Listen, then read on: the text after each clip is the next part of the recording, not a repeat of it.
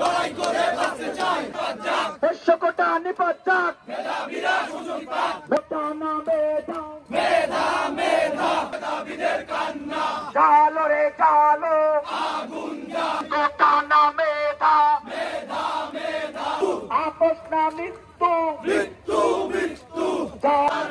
তুমি কে আমি কে,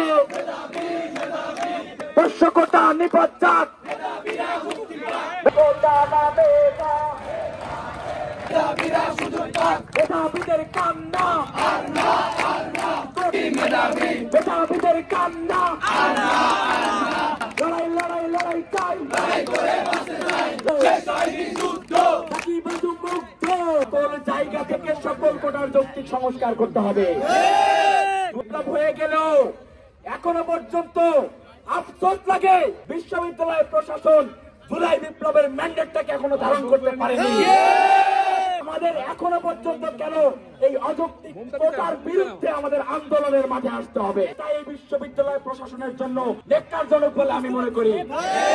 এই বিশ্ববিদ্যালয়ে এখনো পোষ্য কোটা রয়ে গেছে, কোটা আমরা রাখতে দেব না।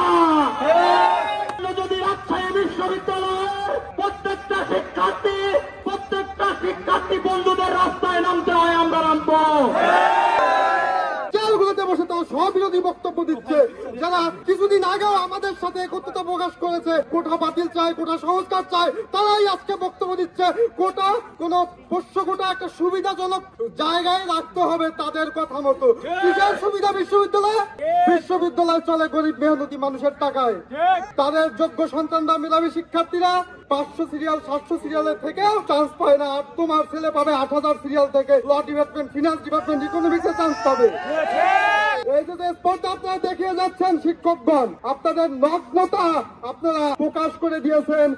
3-4 মাস যেতে আপনাদের অবস্থা যে কেমন সেটা আমরা ধারাবাহিক ভাবেই দেখতেছি। আপনাদের দিয়ে কোনো কাজ হবে না বিশ্ববিদ্যালয়ে যদি কাজ হতোই এই 4 মাসে কি উল্লেখযোগ্য কাজ করেছে বিশ্ববিদ্যালয় প্রশাসন? 5টা উল্লেখযোগ্য কাজ বলতে পারবে তারা এই কাজ করেছে? শিক্ষার্থী বান্ধব, আমাদের হসপিটালের সমস্যা, আমাদের ফর্ম ফিলাপের সমস্যা, আমাদের ডাইনিং এ ক্যান্টিনে খাবারের মান কোনো ধরনের মানে নিম্ন মান যেটা সেটা হচ্ছে ডাইনিং ক্যান্টিনে চলে। আমরা বাবুর্চিদের সাথে কথা বলেছি, তারা বলছে পৃথিবীর সব থেকে নগণ্য খাবার আপনাদের খাওয়ানো হয়। তাহলে আমরা স্পষ্ট ঘোষণা দিতে চাই, শিক্ষার্থীদের ম্যান্ডেটের বাইরে গিয়ে একটি সিদ্ধান্ত নিবেন, চেয়ারে থাকতে পারবেন না।